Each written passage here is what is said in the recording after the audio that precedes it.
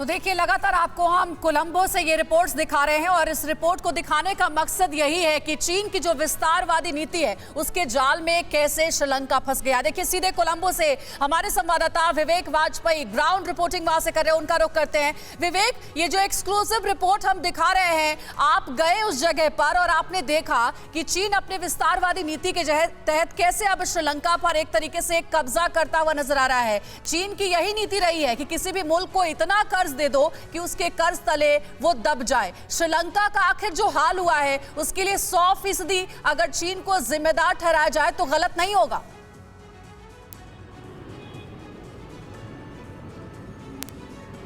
बिल्कुल सही कहा आपने अंजलि। श्रीलंका की बर्बादी के पीछे कई कारण हैं, लेकिन उसमें से सबसे बड़ी वजह जो है वो चाइना है। और चाइना की जो विस्तार नीति है, चाइना जिस तरीके से हिंदुस्तान को उसके पड़ोसी देशों के साथ मिलकर घेरने की जो कोशिश करता था, वो अंजलि हम कह सकते हैं कि वो नाकाम हुई है।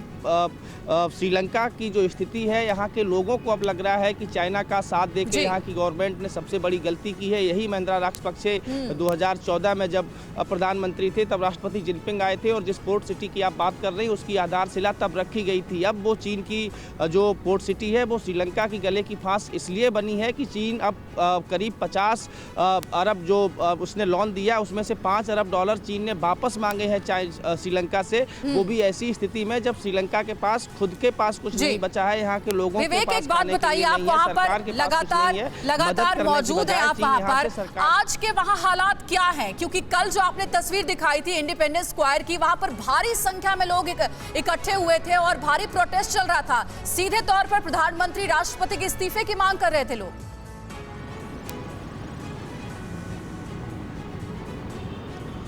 आज की तस्वीरें, आज चूंकि अचानक यहाँ पे लोग निकल के सड़कों पे बाहर आ रहे हैं। कल देर रात तक करीब 3 बजे तक मैं कोलंबो की सड़कों पे रहा हूँ और राष्ट्रपति भवन में घुसने की कोशिश यहाँ पे की गई। श्रीलंका के अलग अलग इलाकों, खासकर कोलंबो में भी कई जगह पुलिस ने आंसू गैस के गोले छोड़े, रबड़ की गोलियाँ चलाई और लोगों को वार्निंग दे के जाने के लिए कहा। मैं आपको तस्वीरें वो जो मुझे याद आ रही हैं, अब स्थिति ये हो चुकी है श्रीलंका में कि पुलिस वाले जिनके ऊपर कंट्रोल करने की जिम्मेदारी है प्रदर्शनकारियों को, वो खुद प्रदर्शनकारियों का साथ दे रहे हैं। और कई पुलिस वालों को मैंने ये कहते हुए सुना है कि वो वर्दी में है लेकिन बावजूद इसके वो आपके साथ हैं और यहाँ की सरकार जो है वो ठीक नहीं कर रही है। उसके गलत फैसलों की वजह से पूरे जो श्रीलंकन है उनको काफ़ी परेशानी उठानी पड़ रही है। तो दिन ब दिन यहाँ पे स्थिति बदतर होती जा रही है। कर्फ्यू लगाया गया, कर्फ्यू से कोई फायदा नहीं हुआ, कर्फ्यू तोड़ के लोग घरों से बाहर निकल आते हैं। बिल्कुल विवेक, और आपके जरिए वो सारी तस्वीरें हम देख भी पा रहे हैं। बहुत शुक्रिया इस वक्त हमारे साथ जुड़ने के लिए, ताजा अपडेट शेयर करने के लिए। लगातार आपके पास आएंगे और जानकारी के लिए।